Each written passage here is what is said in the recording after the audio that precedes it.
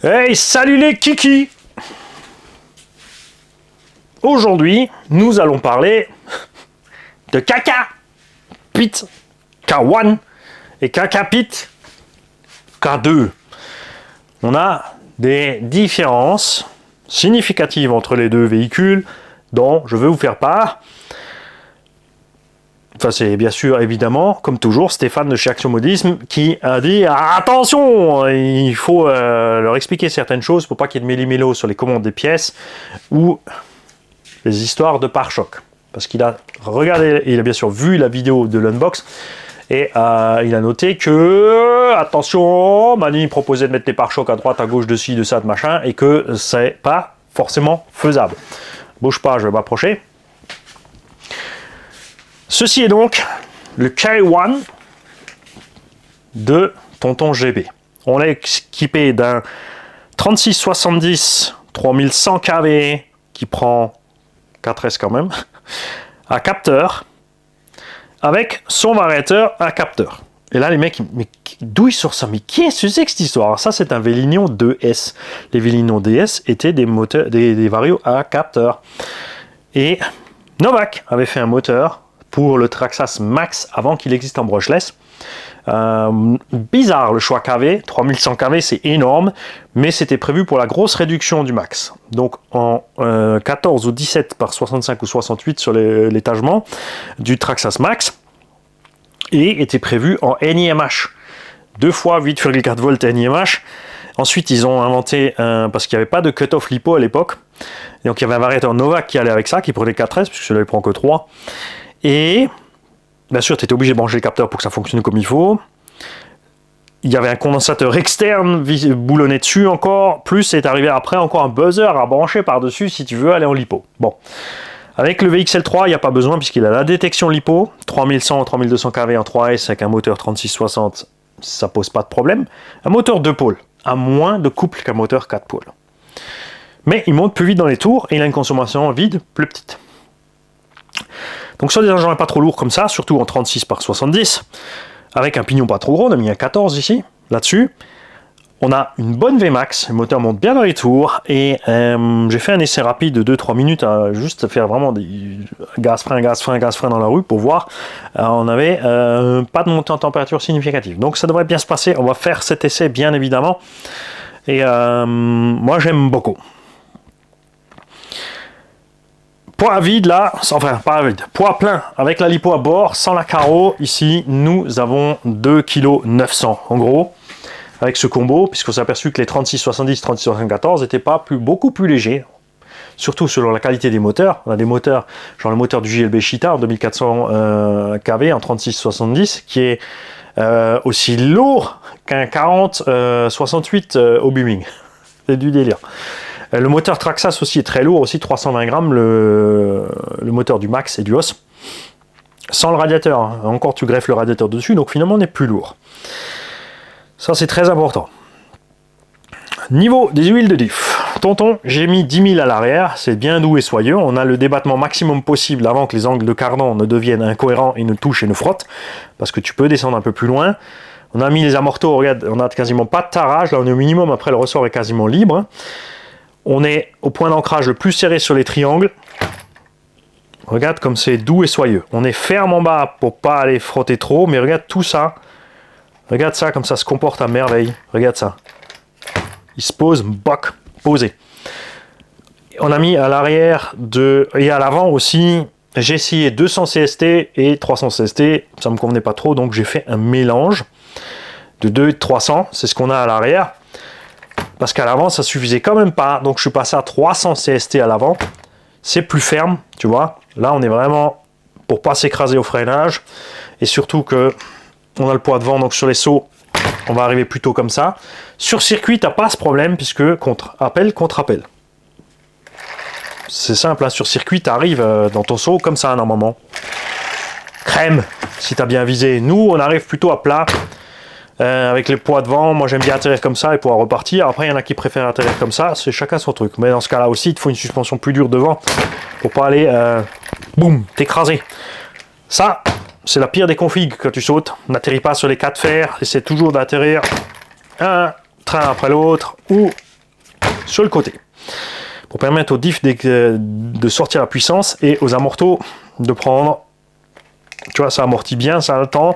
Et après, ça freine le deuxième. Et là, tu as l'énergie cinétique. Le véhicule avance toujours encore. Donc, tu peux repartir avant de t'écraser au sol comme un caca. Quand tu arrives comme ça, en général, ça finit à taper comme un caca. Bon, là, ça va. C'est un caca pite. Toujours pas. Wow. On a quoi là? 50 cm? 60? 70? Toujours pas. Oh bah, dis donc. Un petit mètre. Là, on a tapé. Bon, le petit mètre, ça va en vertical.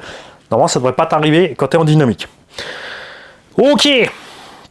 Donc on a carreau qui va dessus. On arrive donc à 3,2 kg, 3,250 kg. Le Losi 3.0 est à 3 kg. Slash, Timasso, tout ça avec châssis plastique, 2,7 kg. Le haut-bas aussi est pas super lourd. Et pourquoi cet engin est tellement lourd? Il est tellement lourd à cause des gros amortos. On a des amortos en 17 mm ici, avec des tiges de 4. On a des grosses biellettes. Ben, ça, c'est ce qui se trouve sur des buggy 1.8. Les triangles sont un peu plus petits que des triangles de buggy 1.8. Mais les diffs ont des roulements 16 par 8 par 5. Et ont vraiment quasiment la taille des diffs de buggy de compète. Et surtout, partout, on est équipé en vis-tête cylindrique M3. Partout, partout, partout. Tout est fait en vis cylindrique M3, sauf dans le pare-choc où tu as des têtes bombées. Ça fait du poids en plus. Le plus léger, c'est toujours les vis-têtes fraisées. Hein. Donc, on a toute cette visserie en plus. Même si le châssis et tourelles sont en 70-75 T6 et en 4 mm fraisé, c'est la raison pour laquelle cet engin fait ce poids-là. Parce qu'il fait ce poids, tu mets aussi un moteur un peu plus gros. Et ben, c'est toujours l'exponentiel. Hein. Les K1, que ce soit Buggy, Truggy ou SC, ont une tourelle donc plus courte à l'avant qu'à l'arrière. C'est relativement classique que ce soit un 8 ou un 10. À l'arrière, on a vraiment des amortos méga longs. Regarde ça, c'est comme Techno RC, tu vois, c'est vraiment super long. Le SC a pare-choc avant-arrière type SC. Le Buggy et le Truggy ont un petit bump ici. Le SC a les hexagones de 12. Le Truggy a du 17 avec des jantes spéciales à déport. Le Buggy a du 17 aussi. Malheureusement, les roues standards en 1/8 en 17 mm ont rarement du déport. Si tu montais des roues type Buggy là-dessus. Pour ça, il te faut, si tu as ce modèle-là de K1, des hexagones Traxxas pour le slash en 5 mm ou Obao qui fait aussi pour le 10 SC et 10 TT des adaptateurs de 17 mm en axe de 5. Hongnor fait le 6 mm et pour la X01 et Max, Traxxas Max, c'est aussi du 6. Et donc, point très important, les différences avec le K2. On a l'Anthrax 325 et ici 370. Donc ça, c'est standard Buggy 1/8 en Anthrax et SC 1/10. Parce que les SC, c'est gros. Donc c'est tout à fait normal qu'un SC, finalement, est beaucoup plus grand qu'un 1/10 standard. Là, on a 360-370, c'est taille d'un SC 8. Ce n'est toujours pas de la méca purement 1/8. Il y a des éléments de 1/8, mais pas tout. On est plus sur genre Techno SCT 410. Pour les dimensions des choses, mais un peu rallongé. Le poids reste contrôlé, même si c'est plus du poids plume. Donc, comme dit, il en a 3,2 kg. Là, on va être à 3,5 kg, 3,7 kg. Je ne l'ai pas encore équipé, mais c'est à cette zone-là. Parce qu'on a évidemment le panier en plus à l'arrière, une roue en plus dans le coffre. On a la longueur en plus. Partout, pareil, c'est vis M3, tête cylindrique. On aime bien parce qu'il y a des grosses empreintes. On est tranquille pour le montage. On a un autre pare-choc avant. Et à l'arrière, la cage. Et on avait dit dans la vidéo, donc oui, si tu veux mettre la cage, on démonte la cage, on met l'aileron. Souviens-toi de ça, c'est ce qu'on a dit. Et c'est là que Stéphane a dit, nanana, touche pas, tu dis des conneries. Le K2 a une tourelle avant, là, et arrière spécifique. Il a 2 tourelles courtes, mais qui sont quand même différentes. Et il a 4 amortos courts. Donc, faites gaffe, ne vous faites pas avoir quand vous commandez des pièces. Et pour méli-méloter les choses. Alors, j'ai quand même regardé les points d'ancrage là. sont identiques. Donc monter le pare-choc du SC sur le buggy, donc on sera beaucoup plus court ici, il n'y aura pas la roue de secours, c'est faisable, il n'y a pas de problème. Buggy Truggy n'ont pas de pare-choc arrière, les pare-chocs avant c'est juste des petits bumps comme dit. Je pense donc que la meilleure solution est de prendre un pare-choc avant et de le monter à l'arrière quand même, mais attention, quand tu vas faire ça, n'oublie pas qu'ici il y a ta cage qui se fixe là-haut en plus. Alors ça c'est autonome, ça peut tenir tout seul quand même, mais ça va fragiliser la fixation arrière. C'est vrai que le panier est méga loin, j'aurais vu la roue de secours franchement monter plus verticale à l'arrière. Comme ça. J'aurais vu cette roue de secours ici, là derrière comme ça, pas plus. Et donc tout ça à dégager. Donc ceux qui veulent peuvent aussi s'amuser à couper ici tout ce qui les dérange. Parce que la roue de secours elle risque rien, point de vue choc, ça dérangera pas du tout. Mais voilà. Vous pouvez aussi, évidemment, pourquoi je vous parle de ça, pour ceux qui voudraient mettre la carreau, cette carreau là, sur cet engin là. Parce que évidemment ça se monte, ça sera moins étiré. Le pare-choc avant, tu pourras le fixer, je pense sans problème, mais tu feras gaffe à l'arrière à cause de la hauteur de la tourelle. Puisque comme la tourelle est très très haute, quoique, c'est les fixations peut-être qu'il faudra bidouiller, mais la tourelle elle fait 1 cm de plus facile. Donc, ça sera peut-être moins évident de tout mettre dedans, c'est clair. Vous y penserez aussi ceux qui ont les K1, qui veulent monter les suspensions du K2, que tu auras le problème avec la barre stab. Donc à moins de prendre le pare-choc complet, la barre stab avec complète, ça va pas aller super bien. Il n'y a pas de place là derrière pour fixer la barre stab à l'arrière. L'angle que te donnent ces triangles en plus, avec les amortos longs, ça va être un problème. Donc à voir. Oui, vous en faites pas, hein. J'ai mis jambe blanche parce que ça fait rallye et surtout parce que les autres sont en collage. C'est en collage. Détendez-vous. Certains m'ont demandé aussi comment c'est pour les pièces KDM. Bah, la réponse est là. Mani il a fait l'essai, Mani il a mangé l'arbre de plein fouet. Mani il a commandé. 48 heures après, c'était dans la boîte aux lettres. Hein? Donc les pièces sont dispo, pas de panique. Pour l'instant, oui, Kakapit, les stocks sont vides parce que tout le monde s'est rué dessus. Hein? Mais après, c'est normal. J'ai dit à Stéphane, vaut mieux n'en avoir pas assez que d'en avoir trop et ensuite personne ne les veut, t'es pas aidé. C'est une petite boutique, hein. Tout ça, c'est du gros budget pour les stocks. Donc soyez patient. Bien sûr, je sais, c'est facile pour moi d'être patient parce que j'ai plein d'engins. Même si la moitié était en panne, même si 90% des engins que j'ai étaient en panne, j'aurais toujours encore 3-4 véhicules pour aller rouler. En gros, façon de parler. Accessoirement, il n'y en a aucun en panne. Ils sont tous équipés, il y a juste à les brancher rouler. Non, hein, vous avez vu, le Kakapit K2 n'est pas encore prêt. Lui, je vais me pencher sur la carreau, je ne sais pas encore ce que je vais y mettre. On va voir ça. Je te le refais, hein, regarde comme j'ai réglé ça. Là, les compétiteurs, ils vont... là, tu vois, les compétiteurs, je pense qu'ils vont dire « Ah, voilà, ça y est, il a compris. » Hein, pas de rebond. Les compétiteurs, ils aiment bien rouler comme ça. Oui, celui-là, on l'a fait un peu plus ferme, type compète. Puisque le 3.0, lui, je l'ai réglé un peu plus gros et doux terrain. Celui-là, on est allé un peu plus mollo.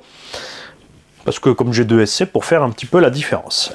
Carrosserie, bien sûr, que ce soit le K1 ou le K2. Alors, le K2, comme l'Anthrax est plus long, il faudra bien sûr mettre la carreau. Ça, c'est donc la SC10 de chez Elsa CRC Body, la préférée de tout le monde.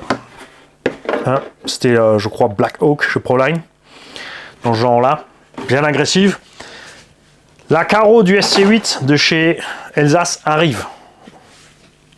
Ils ont reçu une carreau de SC8 intégrale, neuve, complète, entière. Donc, ils vont pouvoir faire la carreau du SC8 qui se montera, bien sûr, à merveille là-dessus pour ceux qui préfèrent avoir le SC8 sur une base plus légère. Parce que c'est vrai que c'est un peu plus lourd.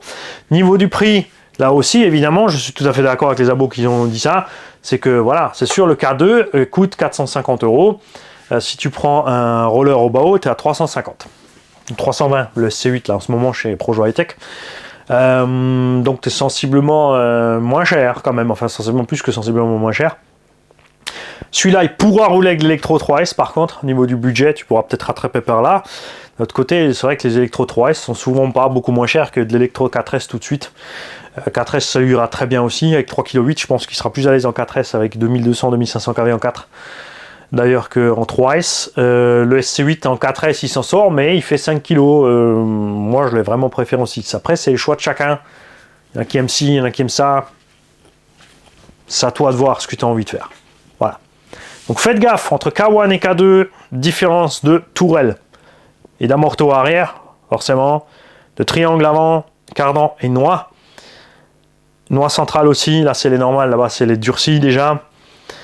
Et donc faites gaffe pour les pare-chocs. Si vous voulez faire des modifs ou monter l'aileron, l'aileron posera problème puisque ces deux fixations là-haut, c'est voilà le point important qu'on a oublié. Si tu veux mettre l'aileron là-bas, il te manquera le point d'ancrage ici là-haut pour l'aileron. Pour ceux qui veulent absolument mettre un aileron à la coccinelle, moi je suis pas fan des ailerons sur les coques, mais je comprends. Aucun souci, tu as parfaitement le droit. Mais je pense qu'il y a peut-être moyen aussi, si tu modifies la cage derrière, de mettre l'aileron ici et d'enlever ce qui gêne de la cage. Il y a peut-être des trucs à faire, après à chacun de voir. Le premier, bien sûr, qui testera ça parce qu'il aura envie d'avoir un aileron sur le K2, nous fera signe, nous dira ce qu'il a utilisé pour monter l'aileron sur le K2. Tu peux utiliser, je pense aussi de la fixation d'aileron arrière des certains engins de compète qui ont comme Hot Bodies ou le Hyperstar au bas haut, qui n'ont pas de liaison de l'autre côté. Regarde, il est vissé directement là-dessus. Enfin non, du coup lui ça va pas parce qu'il est fixé droite-gauche, il a un patin en plus. Donc lui c'est pas le bon exemple. Le Hyperstar c'est pas le bon exemple, mais je pense que les ailerons Hot Bodies et l'Osi X qui sont juste vissés directement sur la tourelle, il y a peut-être moyen de faire quelque chose avec ces supports-là. Pensez-y. Petit rappel aussi, le 27 et 28 août, Rasso du garage, aux portes ouvertes du modélisme de Val d'Argent, de 10 à 18h le samedi et le dimanche, à l'arrière du stade. Donc c'est pas compliqué, tu trouves le stade à Lièpre, 68 660. Il y a un petit pont à passer, tu trouveras le stade, tu vas au fond du stade, il y a la piste crawler et tout terrain. Les infos Facebook sont là.